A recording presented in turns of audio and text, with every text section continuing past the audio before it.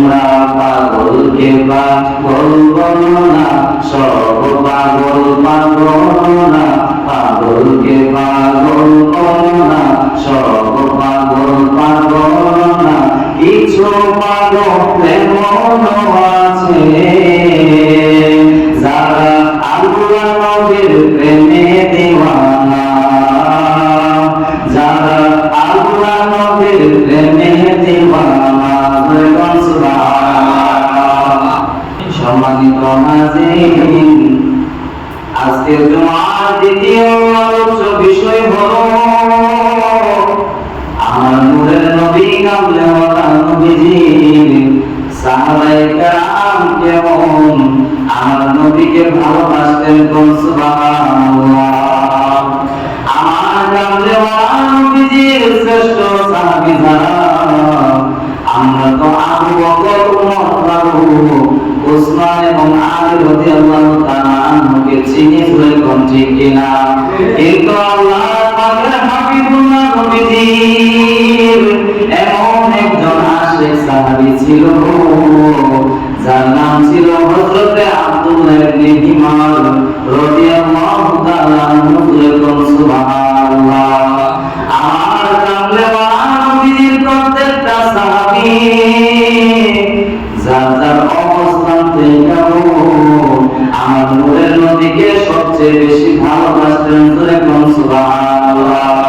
আমার কামলেওয়ালা নবী যখন গরম করতে বের হইতেন হুজরা মুবারকের সামনে যাইয়া ওই আব্দুল্লাহ ইবনে হিমার রাদিয়াল্লাহু তাআলা নতুন নতুন কাপড় পরিয়া প্রত্যেকটা দিন দাঁড়াই থাকতো।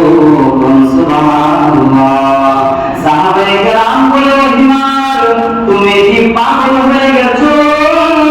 হিমার বলে, কেন কেন তোমরা কেন আমাকে পাগল বলো? আমি যে উদ্দেশ্য দাঁড়াইছি তোমরা আমার মনের খবর জানো না। সুবহানাল্লাহ। তোমরা পাগলকে পাগল বলো না, সব পাগল পাগল না। পাগলকে পাগল বলো না, সব পাগল পাগল না। কিছু পাগল এমনও আছে যারা আল্লাহ নবীর প্রেমে দিওয়ানা, যারা আল্লাহ নবীর প্রেমে দিওয়ানা। তো যারা আমরা দুনিয়ার জমিনে মনে করি সে সারাদিন নামাজ সারাদিন ইয়া রাসূলুল্লাহ, ইয়া নবী আল্লাহ, নবী নবী কেন করে? তার মধ্যে এত নবী আসলো কিভাবে আসলো? তার দেখলে মনে হয় পাগল, দেখলে মনে হয় সে কোনো কিছুই খায় না ঠিক মতো, জীর্ণ শীর্ণ দেহের অধিকারী। হয়তো তার কাপড়টা ছেঁড়া, কিন্তু সে নামাজে, সে আল্লাহওয়ালা, সে নবীওয়ালা। তার জন্য আল্লাহ দরবারে আপনার চাইতো সে পাগলের দাম বেশি। জোরে বলুন সুবহানাল্লাহ।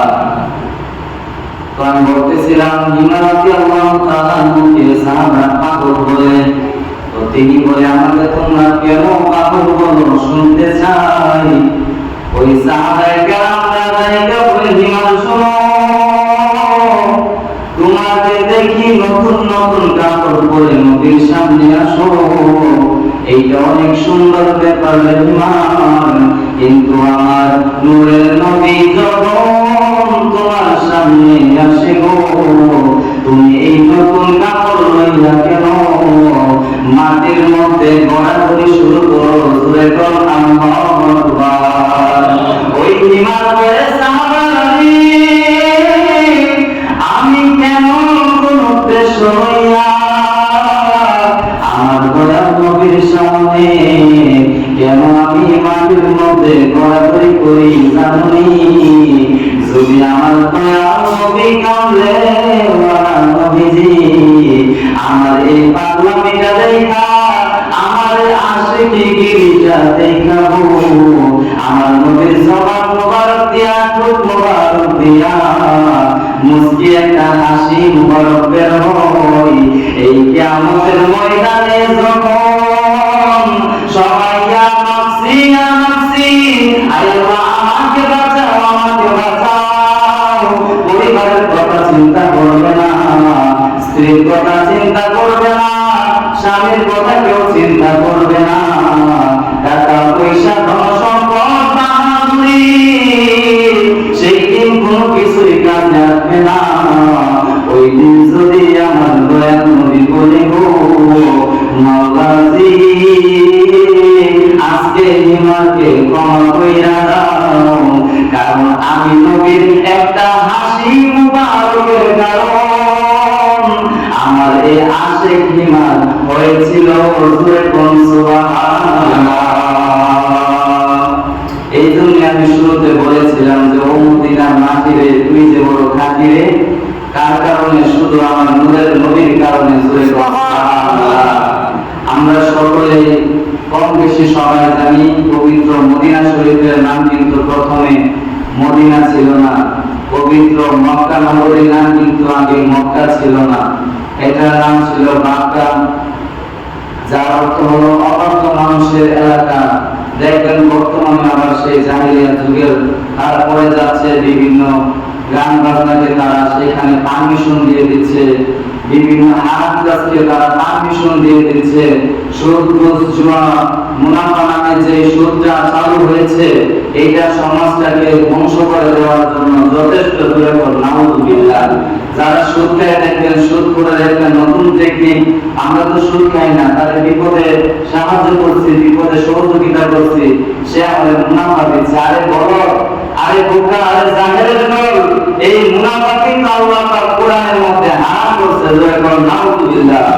আল্লাহ পাক রব্বুল আলামিনের হাবিবুল্লাহ নবীজি বলেন, আমি দয়াল নবী কামলে ওয়ালা নবীজি যখন আল্লাহর হুকুমে, আল্লাহ পাক রব্বুল আলামিনের হুকুমে আমার নূরের নবী যখন পবিত্র মক্কা ছেড়ে মদিনায় হিজরত করিল, হিজরত করার আগ পর্যন্ত তার নাম ছিল ইয়াসরিব।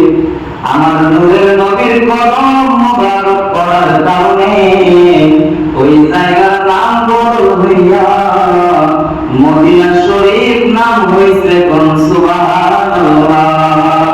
এই জন্য আমি বলেছিলাম ও মদিনার মাটি রে তুই যে বড় মাটি রে, বলো না ও মদিনার মাটি রে তুই যে বড় খাঁটি রে, আমার নবীর কারণে, আমার নবীর কারণে।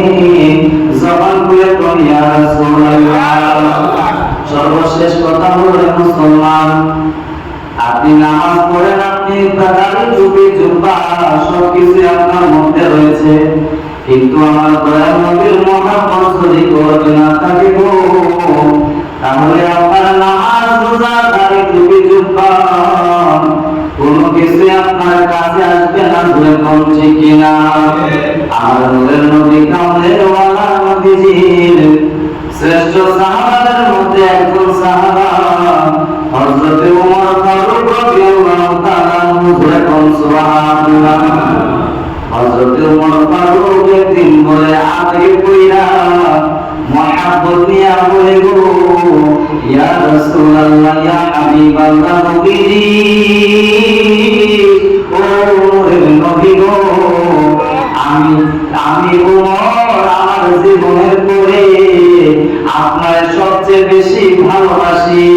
আমার দয়াল নবী বলে না রে ওমর না, তোমার ঈমান এখনো পরিপূর্ণ হয় নাই। জোরে বল আল্লাহু আকবার। ওমর বলে ইয়া রাসূলুল্লাহ নবী গো, আমার জানের পরে তো আপনাকে বেশি ভালোবাসি। ইয়া রাসূলুল্লাহ, কেন আমার ঈমান পূর্ণ হলো না? আমার দয়াল নবী বলে লা ইউমিনু আহাদুকুম হাত্তা আকুনা হাব্বা ইলাইহি মিন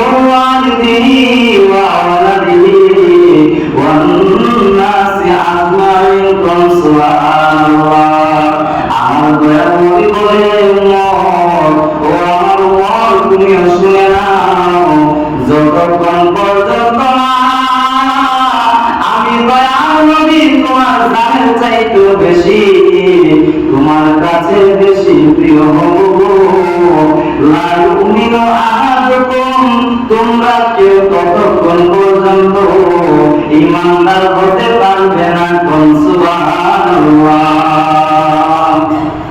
আমার নবীকে ভালোবাসা আমার ঈমান, ধরে কোন ঠিক কিনা? এটা আমি হুজুরের কথা না, এটা আমার নূরের নবী কামলে ওয়ালা নবীজির কথা, ধরে কোন সুবহানাল্লাহ। আজকে যারা দেখা যায় যে সরাসরি আল্লাহকে পেয়ে যাবে, যারা এরকম মনে করেন, আসলে তারা মুকার স্বর্গে বসবাস করছে, ধরে কোন নাউযুবিল্লাহ। আল্লাহ পাক রব্বুল আলামিন বলে দিয়েছেন যে আমি আল্লাহকে পেতে হলে ওয়াতাবু ইলাইহিল ওয়াসিলা, তোমাদের একটা মাধ্যম দরকার। আমরা যে দোতলার মধ্যে উঠেছি সকলে একটা সিঁড়ি ব্যবহার করছি না, এই সিঁড়িটা কিন্তু হচ্ছে একটা মাধ্যম। তেমনি ভাবে আল্লাহকে পেতে হলে, আল্লাহর জান্নাত পেতে হলে ওসিলা একমাত্র হচ্ছে ওলিয়া উলিয়া এবং আমার নূরের নবী, যখন সুবহানাল্লাহ। আল্লাহ পাক রব্বুল আলামিন আমাদের জানের চাইতে বেশি আমার দয়ালু নবীকে ভালোবাসার তৌফিক দান করুন সকলে বলে আমিন।